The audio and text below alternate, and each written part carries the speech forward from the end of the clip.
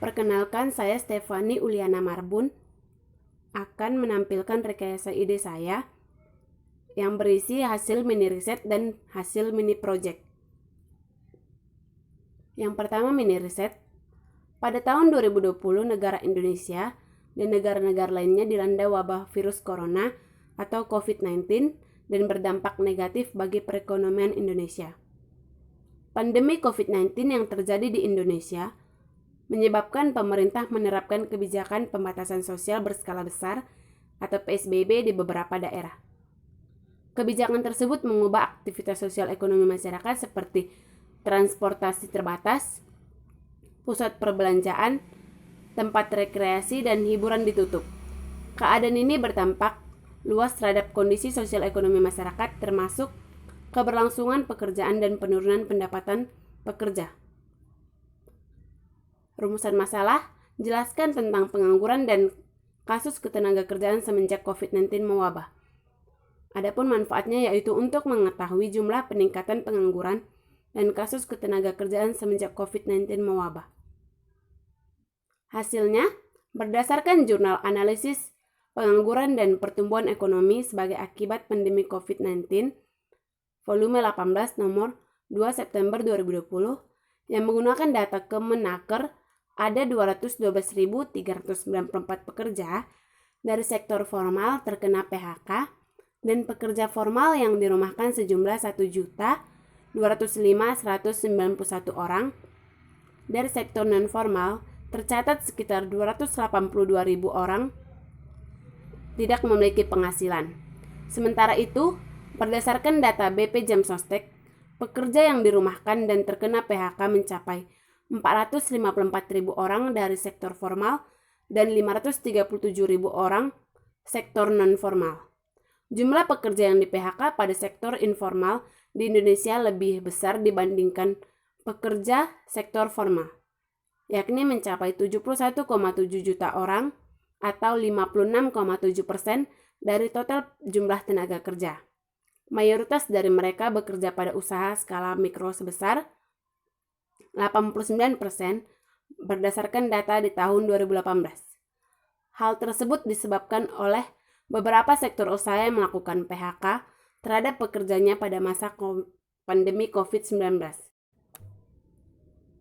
Menurut Badan Pusat Statistik, jumlah pengangguran dilihat dari jenis kelamin, yaitu penduduk usia kerja laki-laki sejumlah 18,3 juta orang lebih besar daripada perempuan 11,9 juta orang. Dilihat dari daerah tempat tinggal, penduduk usia kerja di perkotaan yang berdampak COVID-19 sebanyak 20,28 juta orang, sedangkan di pedesaan sebanyak 8,84 juta orang.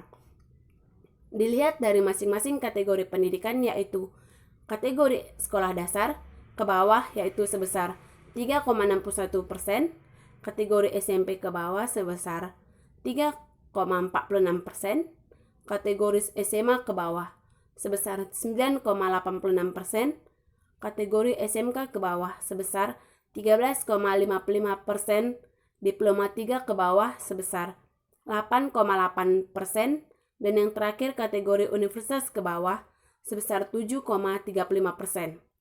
Dan dilihat dari kategori umur, tingkat pengangguran terbuka, penduduk kelompok umur muda yaitu dari 15 sampai 24 tahun merupakan tingkat pengangguran terbuka tertinggi, yaitu mencapai 20,46%. Dilihat berdasarkan distribusi kelompok umur, penduduk kelompok umur tua 60 tahun ke atas merupakan yang paling rendah, yaitu sebesar 1,70%. Kesimpulan.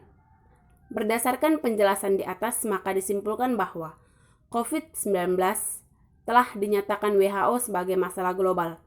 Dengan adanya pandemi COVID-19 dapat mengakibatkan melemahnya tingkat pertumbuhan ekonomi Indonesia,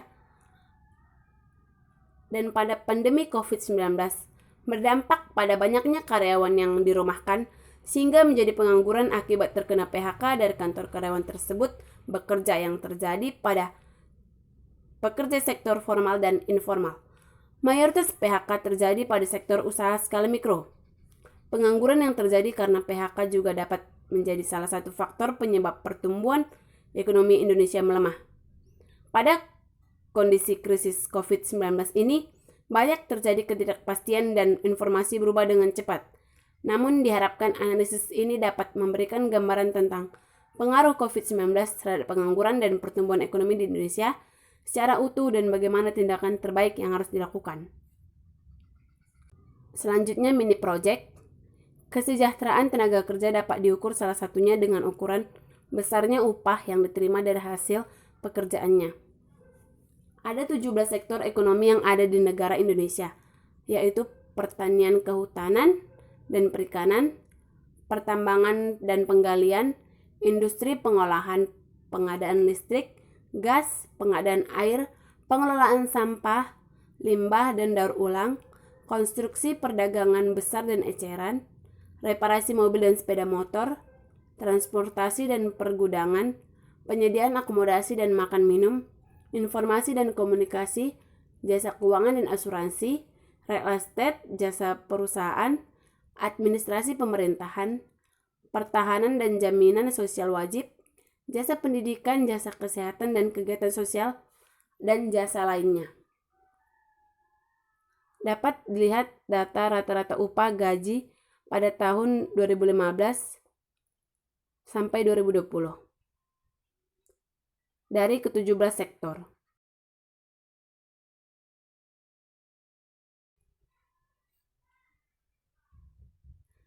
Dari data di atas dapat terlihat bahwa ada peningkatan terhadap upah tenaga kerja dari ke-17 sektor, yaitu pada per Agustus 2015 rata-rata upah tenaga kerja sebesar 2.069.360.000.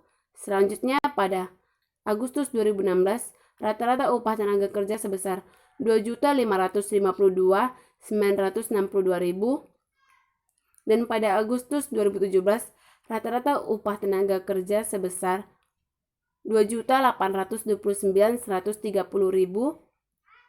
Selanjutnya pada Agustus 2019 rata-rata upah tenaga kerja sebesar 2.913.897.000 dan pada tahun 2020 rata-rata upah tenaga kerja mengalami penurunan dari tahun sebelumnya, yaitu menjadi sebesar 2.756.345.000. Kesimpulan, kesejahteraan tenaga kerja merupakan hal yang sangat penting dalam suatu negara dan dalam perusahaan sehingga kesejahteraan tenaga kerja harus diperhatikan. Adapun salah satu ukuran kesejahteraan tenaga kerja adalah upah. Namun selain upah, kesejahteraan tenaga kerja juga dapat diukur dengan beberapa indikator lainnya. Indikator-indikator tersebut diantaranya adalah keselamatan tenaga kerja, jaminan sosial tenaga kerja, jaminan kesehatan tenaga kerja, jam kerja tenaga kerja, dan lainnya. Sekian dan terima kasih.